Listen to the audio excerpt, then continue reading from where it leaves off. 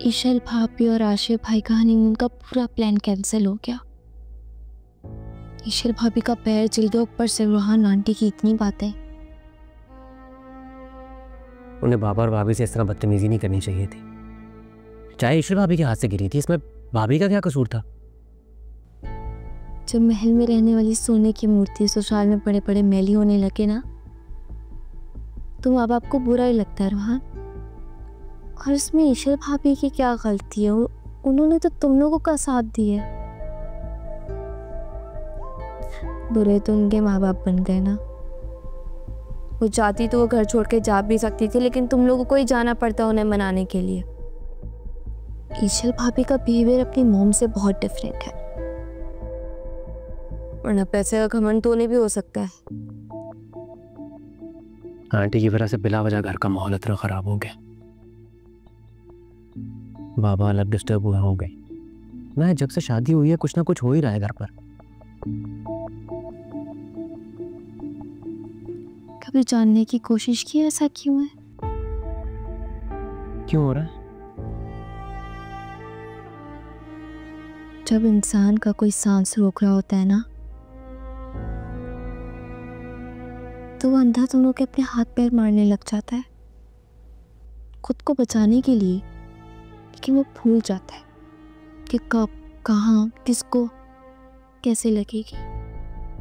क्या कहना चाह रही हो ना? तुम्हें नहीं लगता रोहान, इस घर में रहने वाले हर इंसान के पास उसके फैसले का इख्तियार होना चाहिए? हाँ, तो सबके पास ये इख्तियार मौजूद है। नहीं है रोहान। अगर होता तो किचन में मासी और ईशल भाभी ये कमरे में उनका हैंड कैरी होता।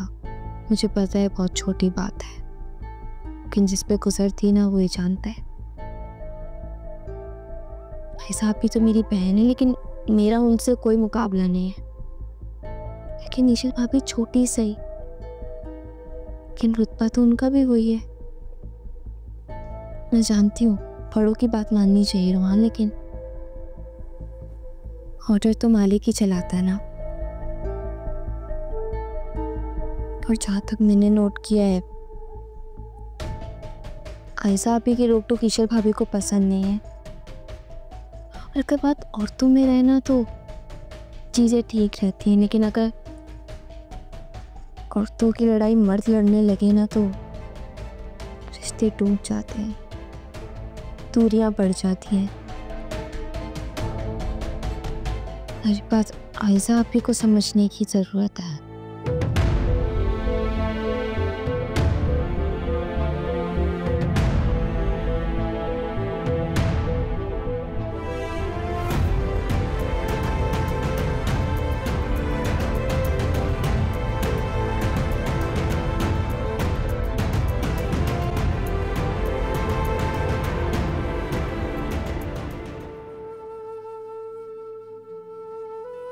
बाबा प्लीज प्लीज कुछ तो बोलें।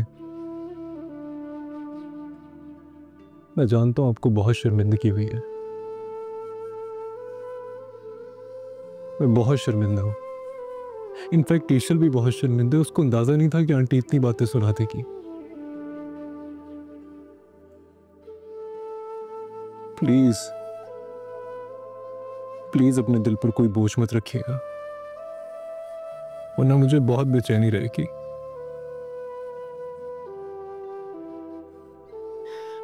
आप जैसा चाहेंगे वैसा होगा। प्लीज बाबा कुछ तो बोलें। अब मुझसे तो मत नाराज हो।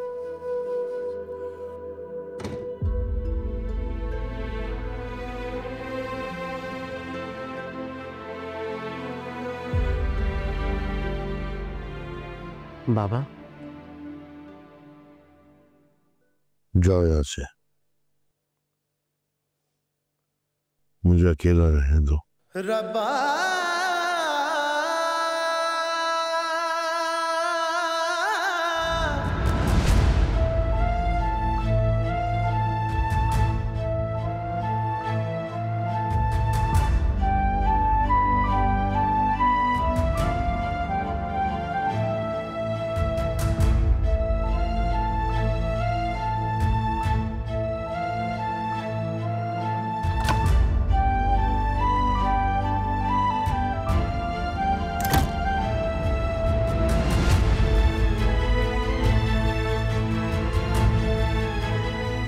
इस दिन के लिए मैंने अपनी बेटी आप लोगों को दी थी कि आप लोग इसका ये हाल करते। आपने तो कहा था कि मेरी बेटी आपके घर में आके बहुत खुश रहेगी। भाई साहब, आपने क्या समझा? जैसे आपकी बड़ी बहू सारा दिन मासियों की तरह यहाँ पे घूमती है और काम करती है, आपको क्या लगता है कि मेरी बेटी भी यही काम करेगी? मौला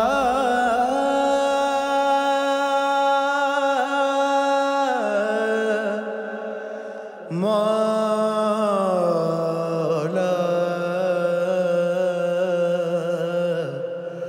मौला।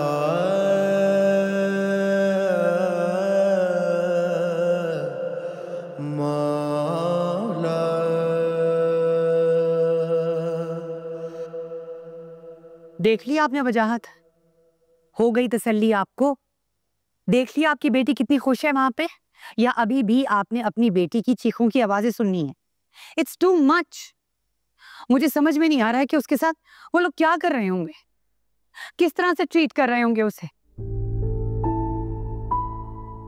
एक बात बता दूं आपको वजह, अगर उसे कुछ भी हुआ ना, आई नेवर फॉरगिव यू।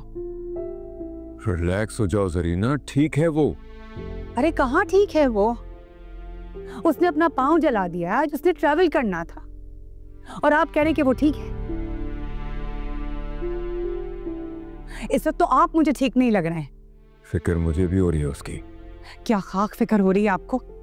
अगर फिक्र हो रही होती ना तो आप उसको अपने साथ यहाँ लेकर आते।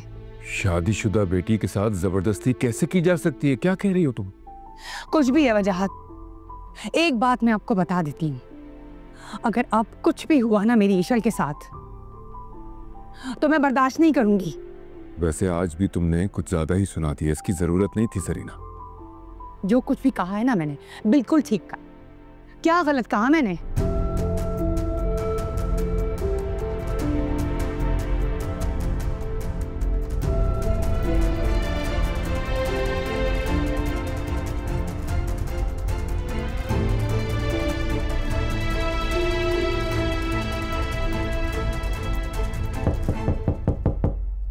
आ जाए।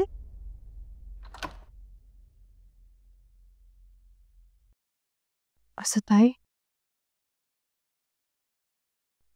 कहाँ है आशिर? वो अभी अंकल से मिलने गया है। अच्छा, तुम्हें क्या प्रॉब्लम है अपने ससुराल से या फिर आयजा से, जो अपनी अम्मी को बता रही हो तुम? और आज तो तुम्हारी अम्मी ने हद ही कर दी है। असद भाई मुझे कोई शिकायत नहीं है। जब लड़की के मैके से हर बात में इंटरफेयर किया जा रहा हो तो इसका मतलब शह दी जा रही होती है उन्हें। आप सब गलत सोच रहे हैं। तुम्हें अपनी सोच बदलने की जरूरत है और अपने घर वालों की भी।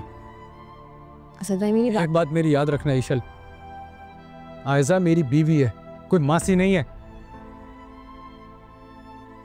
मैं हर बात बर्दाश्त कर सकता हूं, लेकिन आज के बाद अगर तुम्हारे घर वालों ने मेरे बाबा से या फिर आयजा से बदतमीजी की तो मुझसे बुरा कोई नहीं होगा।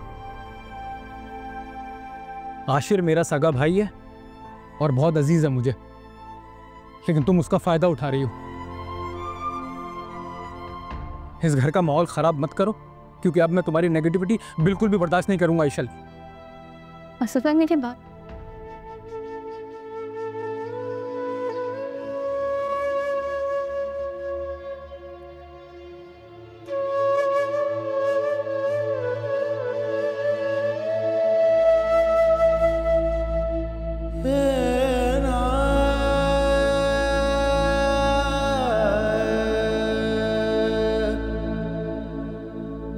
है